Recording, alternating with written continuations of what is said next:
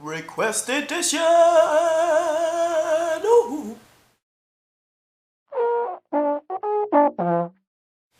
Hej og velkommen til endnu en Lær Dansk, Lyt og Lær udgave. Jeg er din værtinde, Ditte. Velkommen til. This is a long-awaited request edition. I have finally gathered enough questions from you peeps, and I'll be happy to answer.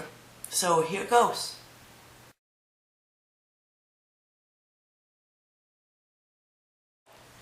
First one is the word red-eyed in Danish, which is called the following. Rødøjet, rødøjet. And when I say it fast, it becomes rødøjet, rødøjet. That sounds pretty weird, but that's really how it's said. So, rødøjet, rødøjet. Hope you can use that one. And then there is a surname that I was asked to pronounce. And it's either chuckle, or if it's the O, you know, the A with a dot above it, then it's chuckle. The TH, when it's the beginning of a word in Danish, is just pronounced as a T. No H sound, that's actually mute. So chuckle or chuckle, and the city of Tisted. Tisted.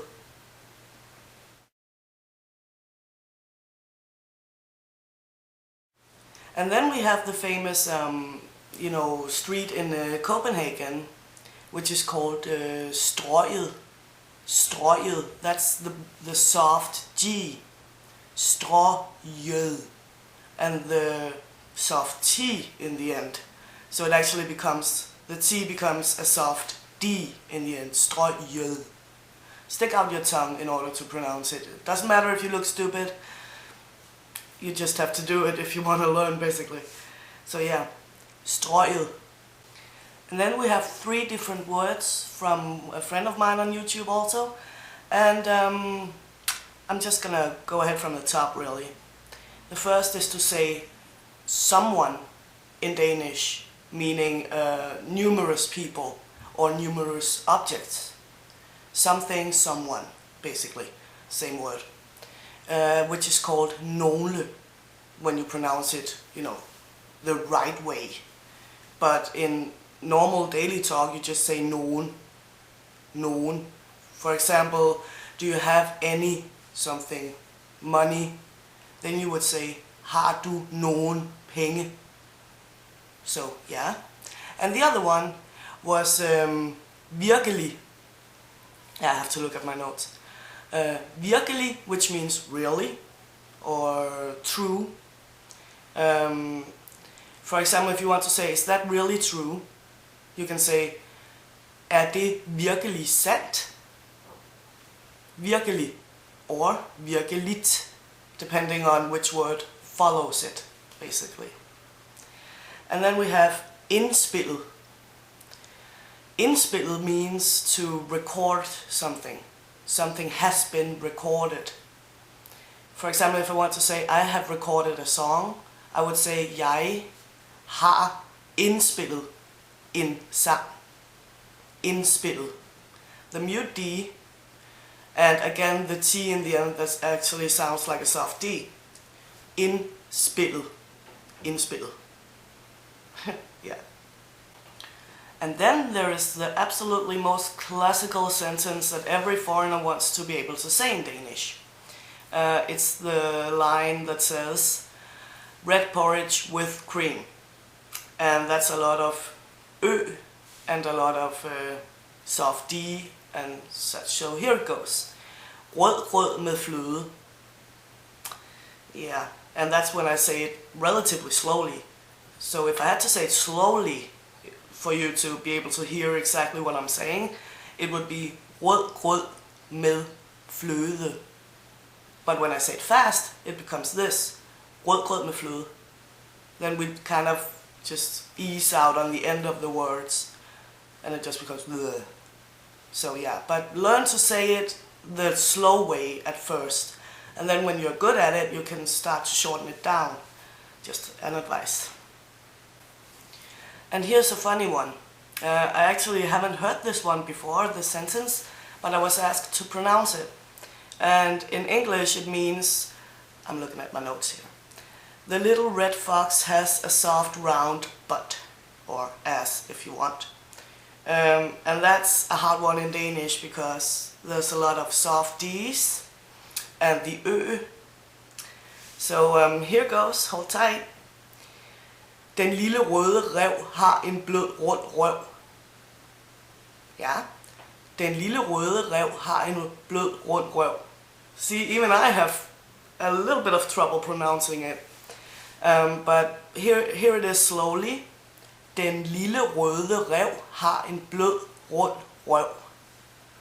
And fast. Den lille røde ræv har en blød rund røv. Oh my god. Oh, and this user also wanted to know how to say dignity and rights in Danish. And that is what I say now, which is værdighed og rettigheder. Værdighed, the æ, og rettigheder. It's hard to like shift between Danish and English. I'm like, I've stopped the camera so many times and done retakes because I keep messing it up when I try to shift from Danish to English or vice versa. So yeah, but anyway, sorry, sidetracked. Værdighed og rettigheder. Værdighed og rettigheder. And here's a Christmassy one.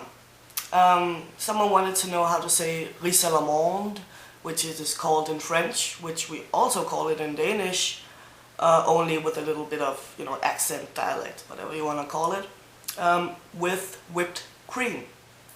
So here goes in Danish. Risalamang med flødeskum. Risalamang med flødeskum. Yeah. And a little slower. Risalamang med flødeskum. Risalamang med flødeskum. Woo! And some random words also requested. We have, a bakery is in Danish called et bageri. It's the soft G, so it's not bakeri, because then there would have to be two G's for this sound to be there. It's hard to explain, but usually when a G is surrounded by two vowels, then it's a soft G. So you can remember it by that, really. So a bakery, et bageri, et bageri. And pictures that's a soft D again. Billeder. In plural. Billeder. Pictures. Billeder. Billeder. And pneumonia, that is called lungebetændelse, which actually just translated directly means lung infection. So yeah, that's lungebetændelse in one word. Lungebetændelse. Yep. I've had that numerous times, it's not funny. And then 3 more words from another user, thank you, is the statue in Copenhagen, the famous statue called Rytterstatuen, the horseman statue, really. It is translated as, sorry I'm mumbling a bit, Rytterstatuen in one word. Rytterstatuen. Rytterstatuen. Yeah. Then we have what we always eat for Christmas, the red cabbage that has been stewed and warmed up again. That is called rødkål. Rødkål. Yeah, that's both the Ø and the Å, I know. Rødkål. And then the famous Danish word hygge or hyggelig. Cozy. That people always somehow connect that with Denmark, but it's true really. We are really the only country I can think of that has this word with this exact meaning. But hygge, that is just coziness, and it has been cozy. Det har været hyggeligt. Det har været hyggeligt. actually, when you pronounce hyggeligt, the way it is spelled and as you should pronounce it, it is called hyggeligt. But in normal day-to-day speak,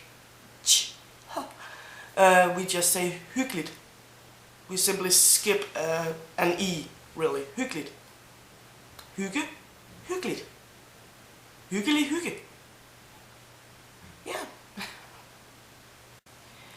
And then another one, which is pretty important if you have a Danish boyfriend or girlfriend, whatever. The ability to say I love you in Danish. It is always the same, no matter what sex you are talking to or whatever. Unless of course it's plural. But this one is just you as in one person. I love you is called jeg elsker dig. Jeg elsker dig. Jeg elsker dig.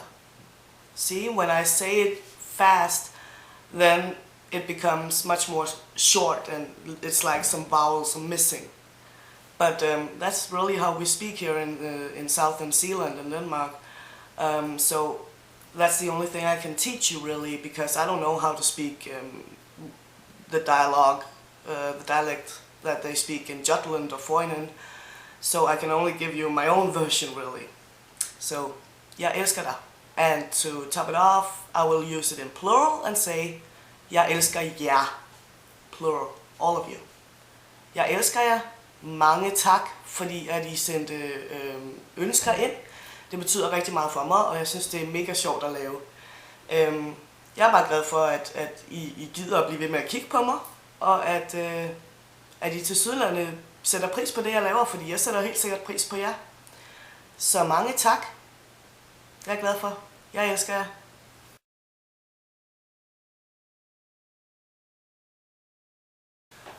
Oh, and I'm thinking about doing a Q&A edition, where you can simply ask me any question you want, as long as it's not, perverted or something. Ask me anything you want. You can either Twitter me here, and there's also a link in the description, or you can go to my channel page and just ask away, or send me a private message. Yeah, so I hope I'll hear from you guys, and you can ask me anything you want, really. So, go ahead. That's it for today. Thank you. I really appreciate it. Love you guys. Hej hej.